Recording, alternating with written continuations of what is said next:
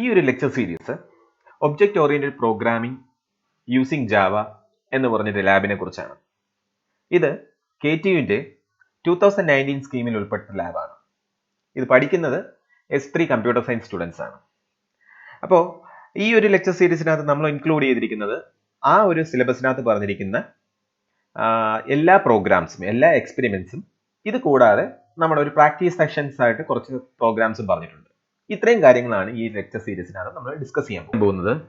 Exception handling techniques ആണ്. Exception handling ടെക്നിക്സിന്റെ പ്രോഗ്രാമാണ് നമ്മൾ ഇന്ന് ചെയ്യാൻ പോകുന്നത്.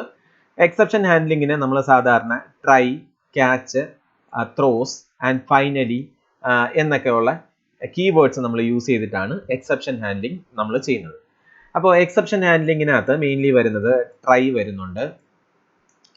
ട്രൈക്കകത്ത് ക്യാച്ച് ബ്ലോക്ക്, ട്രൈ കഴിഞ്ഞതിന് ശേഷം ക്യാച്ച് ബ്ലോക്ക് വരുന്നുണ്ട്. ദെൻ അവസാനത്തെ ബ്ലോക്ക് എന്ന് പറയുന്നത് ഫൈനലി ബ്ലോക്ക്. അതായത് ഫൈനലി ബ്ലോക്ക് എന്ന് പറയുന്നത് it is A block that will be executed even if there is exception, or if there is no exception also that will be executed. അതായത് ഒരു particular കോഡിനകത്ത് ഒരു exception ഉണ്ടായിരുന്നാലും നമ്മുടെ finally block execute ചെയ്യും, exception ഇല്ലെങ്കിലും നമുക്ക് finally block execute ചെയ്യും. ഇനി അടുത്തത് ത്രോ എന്ന് പറയുന്ന ഒരു കൺസെപ്റ്റ് ഉണ്ട്. ത്രോ എന്ന് പറയുന്നത് ഒരു എക്സെപ്ഷൻ റൈസ് ചെയ്യാൻ വേണ്ടിയാണ് നമ്മൾ എന്ത് യൂസ് ചെയ്യുന്നത്, എക്സെപ്ഷൻ റൈസ് ചെയ്യാൻ വേണ്ടിയാണ് നമ്മൾ ത്രോ യൂസ് ചെയ്യുന്നത്. ഓക്കെ, ത്രോ എന്ന് പറയുന്ന ഒരു കീവേഡ്, ത്രോ എന്ന് പറയുന്ന ഒരു കീവേഡ് യൂസ് ചെയ്യുന്നത്. ആൻഡ് ത്രോസ് എന്ന് പറയുന്ന കീവേഡ് യൂസ് ചെയ്യുന്നത് ഒരു ഫംഗ്ഷന്റെ കൂടെയാണ്. ഒരു ഫംഗ്ഷൻ ഇന്ന എക്സെപ്ഷൻ റൈസ് ചെയ്യാനുള്ള ചാൻസ് ഉണ്ട് എന്നൊക്കെ പറയുമ്പോഴാണ് നമ്മൾ ത്രോസ് യൂസ് ചെയ്യുന്നത്. അപ്പോൾ ഇതെല്ലാം വച്ച് നമുക്കൊരു പ്രോഗ്രാം എഴുതാനാണ്, അതായത് എക്സെപ്ഷൻ ഹാൻഡ്ലിംഗ് ടെക്നിക്സ് എല്ലാം വച്ചിട്ട് ഒരു പ്രോഗ്രാം എഴുതാനാണ് നമ്മളടുത്ത് ചോദിച്ചിരിക്കുന്നത്. നമുക്ക് അതൊന്ന് എഴുതി നോക്കാം. ഓക്കെ, ഞാനൊരു ക്ലാസ് ടെസ്റ്റ് എഴുതി. Then public static void main function എഴുതി, say string args. Okay, then ഞാനാണെങ്കിൽ എനിക്ക് പെർഫോം ചെയ്യേണ്ടത് ഡിവിഷൻ ഓപ്പറേഷൻ ആണ്. അപ്പോൾ ഡിവിഷൻ ഓപ്പറേഷൻ ചെയ്യാൻ വേണ്ടി ഞാനൊരു ഫംഗ്ഷൻ എഴുതുകയാണ്. Say public static void divide എന്ന് പറഞ്ഞൊരു ഫംഗ്ഷൻ എഴുതുകയാണ്. ഡിവൈഡിനകത്ത് രണ്ട് പാരാമീറ്റേഴ്സ് പാസ് ചെയ്യുന്നുണ്ട്, ഇൻറ്റ് എയും ഇൻറ്റ് ബിയും. ഞാൻ പറയാണ് ഇത് എന്ത് വിളിക്കാനുള്ള ചാൻസ് ഉണ്ട്, ഒരു അരിത്തമെറ്റിക് എക്സെപ്ഷൻ വിളിക്കാനുള്ള ചാൻസ് ഉണ്ട്. ഈ ഒരു പർട്ടിക്കുലർ പ്രോഗ്രാം എന്ത് വിളിക്കാനുള്ള ചാൻസ് ഉണ്ട്, ഒരു അരിത്തമെറ്റിക് എക്സെപ്ഷൻ വിളിക്കാനുള്ള ചാൻസ് ഉണ്ട് എന്ന് പറയുന്നു. അതിനു വേണ്ടിയാണ് നമ്മൾ എന്ത് യൂസ് ചെയ്യുന്നത്, ത്രോസ് എന്ന് പറയുന്ന കീവേഡ് യൂസ് ചെയ്യുന്നത്. ത്രോസ് എപ്പോഴും നമ്മളൊരു ഫംഗ്ഷന്റെ കൂടെ, ഫംഗ്ഷന്റെ പ്രോട്ടോടൈപ്പിൽ മാത്രമേ എഴുതാറുള്ളൂ. ഓക്കെ, അപ്പോൾ ഇതിനെക്കുറിച്ച് ഡീറ്റെയിൽഡ് ആയിട്ടുള്ള കാര്യങ്ങൾ അറിയണമെങ്കിൽ ഞാൻ ഡിസ്ക്രിപ്ഷനകത്ത് ഇതിന്റെ വീഡിയോസ് ഇടാം. ഇതിന്റെ ഡിസ്ക്രൈബ് ചെയ്തിട്ടുള്ള വീഡിയോസ് ഉണ്ട്, അത് ഞാൻ ഇടാം. അതൊന്ന് കണ്ടു നോക്കിയിട്ട് ഈ ഒരു പ്രോഗ്രാം ചെയ്ത് നോക്കുക. ഓക്കെ, നെക്സ്റ്റ് വൺ നമ്മൾ എന്താണ് ഇതിന്റെ കോഡ് എഴുതാൻ പോവാണ്. അപ്പൊ നമുക്കറിയാം ബിയുടെ വാല്യൂ 0 ആണ് എന്നുണ്ടെങ്കിൽ അത് എന്ത് റൈസ് ചെയ്യാനുള്ള ചാൻസ് ഉണ്ട്, അത് which can throw, it needs to throw arithmetic exception. Arithmetic exception എന്തായിട്ടാണ് പറയുന്നത്, divide by 0 is not possible. അപ്പോൾ നമുക്കറിയാം a divided by b ചെയ്യുമ്പോൾ ബിയുടെ വാല്യൂ 0 ആണെങ്കിൽ വാല്യൂ ഇൻഫിനിറ്റി ആണ്. അപ്പോൾ എന്ത് റൈസ് ചെയ്യണം, ഒരു arithmetic exception റൈസ് ചെയ്യണം. So b is equal to 0 ആണെങ്കിൽ ഞാൻ എന്ത് റൈസ് ചെയ്യാൻ പറയുന്നു, ഒരു arithmetic exception റൈസ് ചെയ്യാൻ പറയുന്നു. അല്ല എന്നുണ്ടെങ്കിൽ ഞാൻ പറയുന്നു result system dot out dot println എന്ത് ചെയ്യാൻ പറയുന്നു, റിസൾട്ട് ഈസ് ഈക്വൽ ടു എന്താണ്, a by b. ഓക്കെ, ഇത്രയും കാര്യങ്ങളാണ് ഞാൻ പറയുന്നത്. എൽസ് എന്ത് ചെയ്യുക, റിസൾട്ട് a by b ആണെന്ന് പറഞ്ഞ് ഡിസ്പ്ലേ ചെയ്യുക. അപ്പോൾ നമുക്ക് എന്ത് ചെയ്യാം, ഒരു സ്കാനർ ക്ലാസ് ഉപയോഗിച്ച് import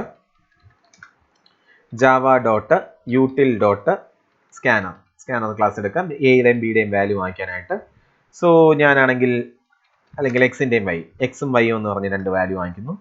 say enter the value of C out dot println enter the value of x and y. x and y ഞാൻ മേടിക്കുന്നു. x is equal to sc dot next int. നമുക്കറിയാം int use ചെയ്യണമെങ്കിൽ ഞാൻ next line പറയണം. Next line കാരണം enter key ഒരു character ആണ്. So അത് catch ചെയ്യാനാണ് നെക്സ്റ്റ് ലൈൻ യൂസ് ചെയ്യുന്നത്. വൈയും ഞാൻ മേടിച്ചു. വൈയുടെ വാല്യൂവും ഞാൻ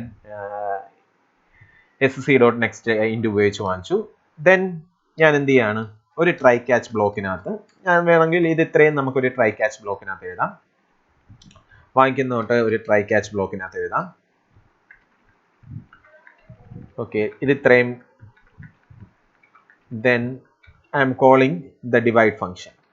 ഡിവൈഡ് ഫംഗ്ഷൻ ഇങ്ങനെ ഡയറക്റ്റ് ആയിട്ട് കോൾ ചെയ്യാൻ വേണ്ടിയാണ് ഞാൻ അതിനെ സ്റ്റാറ്റിക് ആയിട്ട് ഡിക്ലെയർ ചെയ്തിരിക്കുന്നത്. അപ്പോൾ സ്റ്റാറ്റിക് അല്ല എന്നുണ്ടെങ്കിൽ എനിക്കൊരു ഒബ്ജക്റ്റ് ക്രിയേറ്റ് ചെയ്തിട്ട് മാത്രമേ എനിക്ക് എന്ത് കോൾ ചെയ്യാൻ പറ്റത്തുള്ളൂ, ഡിവൈഡ് കോൾ ചെയ്യാൻ പറ്റത്തുള്ളൂ. അതിന് പകരം നമുക്ക് ഡയറക്റ്റ് ആയിട്ട് കോൾ ചെയ്യാൻ വേണ്ടിയാണ് ഞാൻ സ്റ്റാറ്റിക് ആയിട്ട് ഡിക്ലെയർ ചെയ്തിരിക്കുന്നത്.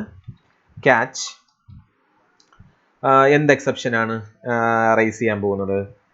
Arithmetic exception. ആ എക്സെപ്ഷൻ എന്താണെന്നുള്ള കാര്യം ഞാൻ പ്രിന്റ് ചെയ്യാം. E dot out system dot out println E dot get message. അപ്പോൾ റൈസ് ചെയ്ത മെസ്സേജ് എന്താണോ അത് ഞാൻ പ്രിന്റ് ചെയ്യും. ഓക്കെ, ഇങ്ങനെയാണ് E dot get message print ചെയ്യുന്നത്. നൗ എനിക്ക് ഒരെണ്ണം കൂടെ വേണം, that is finally block. Finally ബ്ലോക്കിനകത്ത് ഞാൻ എന്ത് ചെയ്യും? System dot out dot println end of program എന്നുള്ള കാര്യവും ചെയ്യും. ഓക്കെ, നമുക്കൊന്ന് റൺ ചെയ്ത് നോക്കാം.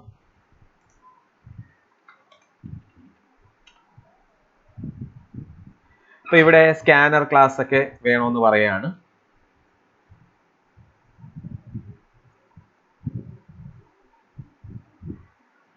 SC എന്ന് പറയുന്നത് എന്താണെന്ന് ഞാൻ എഴുതിയിട്ടില്ല. Scanner SC is equal to new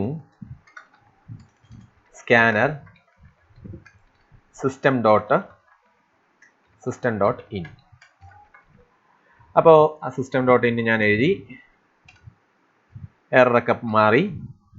so ഞാൻ വീണ്ടും ഒന്ന് റൺ ചെയ്യാണ്. അപ്പോൾ എൻ്റെ അടുത്ത് എക്സും വൈയും ചോദിക്കുന്നു. 10ഉം ഞാൻ 20യും 10ഉം പറയുന്നു.